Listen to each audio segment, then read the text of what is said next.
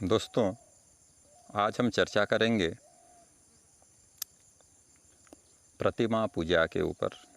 प्रतिमा पूजा को लेकर के आज हम कुछ चर्चा करेंगे, डिस्कशन करेंगे। दोस्तों नमस्कार, मैं हूं मनोज कुमार।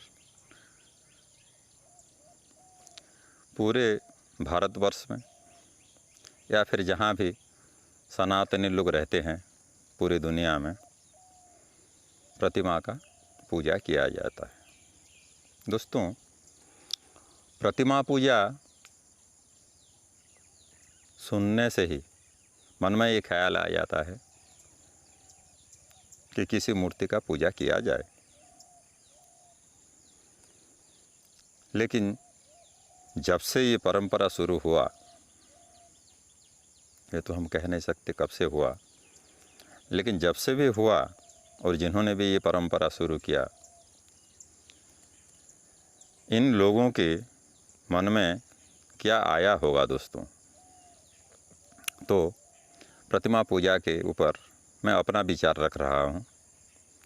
आशा करता हूँ आप लोगों को ये वीडियो पसंद आएगा।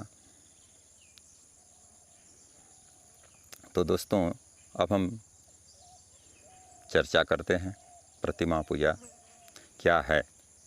प्रतिमा पूजा है क्या? देखिए, जितना भी प्रतिमा है, मतलब मिट्टी का, लकड़ी का, धातु का, या फिर आप तस्वीर कहिए, हम जितने भी प्रतिमा की पूजा करते हैं मानसिक शांति के लिए, वो तो समझ में आता है। लेकिन दोस्तों, प्रतिमा का पूजा हम कब करेंगे? प्रतिमा पूजा का अर्थ ये भी तो हो सकता है कि प्रत्येक माँ का पूजा हो। यदि प्रत्येक माँ का ही पूजा हो जाए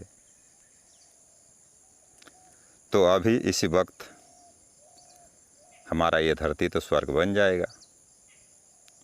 लेकिन दुख की बात तो ये है दोस्तों, हम प्रतिमा के आगे जाके झुक जाते हैं, दंडवत प्रणाम करते हैं, लेकिन प्रतिमा के अंदर हमें अपना माता या भगवान दिखाई नहीं देता। तो मेरे आज समझाने का, चर्चा करने का उद्देश्य ये है दोस्तों, प्रत्येक माँ यानी कि प्रतिमा के अंदर हमें अपना माँ या फिर परमपिता परमेश्वर का अनुभव हो। यदि प्रत्येक माँ के अंदर हमें अपनी माँ का दर्शन हो जाए, या प्रत्येक माँ के अंदर हमें मातृत्व का अनुभव हो जाए, दर्शन हो जाए, तो सोचिए दोस्तों, दुनिया में इतना व्यभिचार, अनाचार, अन्याय, बलात्कार हो रहा है, क्या ये सब होगा दोस्तों? तो आज दुर्गा पूजा के इस अवसर पर हम लोग ये संकल्प ले, प्रतिमा पूजा के साथ साथ प्रतिमा का पूजा भी हम लोग कर लें। दोस्तों, इंसान को शायद ये सीख आ जाए, ऐसे सोचकर मुनि ऋषियों ने, महापुरुषों ने प्रतिमा पूजा का शुभारंभ किया था। और हम दुर्गा पूजा के अंदर, विशेष करके नवरात्रि के अंदर, कन्या पूजन का भी विधान है। आप लोग तो जानते ही होंगे, नवरात्रि में कन्या पूजन का भी विधान है। इसलिए है दोस्तों, छोटे बच्ची से लेकर जवान या फिर बूढ़ी, माँ के 3 अवस्था भी तो होता है। तो किसी भी अवस्था में नारी हो, अगर हमें मातृत्व का नज़र आ जाए इसके अंदर, नारी के अंदर अगर हमें मातृत्व का भाव मिल जाए, मातृत्व के प्रति, नारी के प्रति हमारा आदर बढ़ जाए, तो हम मूर्ति पूजा करने के लायक बन जाएंगे, प्रतिमा पूजा के लायक बन जाएंगे। जब तक हम लोग प्रतिमा को भगवान नहीं मानेंगे, तब तक ना हमारा कल्याण होगा, ना इस देश का कल्याण होगा।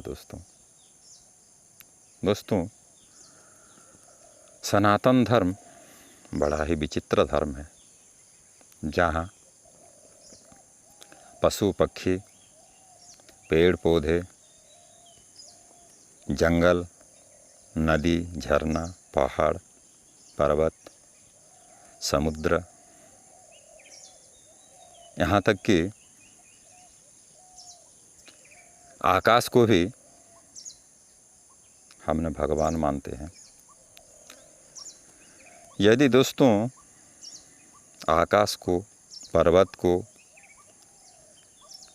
हम भगवान मान सकते हैं, तो जो नारी हमें जन्म देता है, क्या हम उसे माँ नहीं मान सकते? तो दोस्तों, आइए हम सब मिल कर के ये संकल्प करें और प्रति माँ का पूजा करें।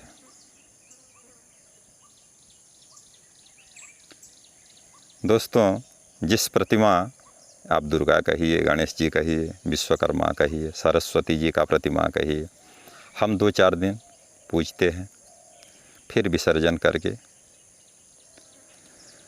जल के अंदर प्रवाहित कर देते हैं।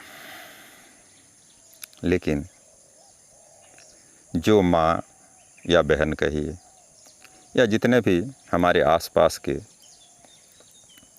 महिला है, नारी है, वो हमारे साथ जीवन भर रहते हैं। तो यदि 4 दिन किसी मूर्ति का, किसी प्रतिमा का हम पूजा करते हैं और ये आशा करते हैं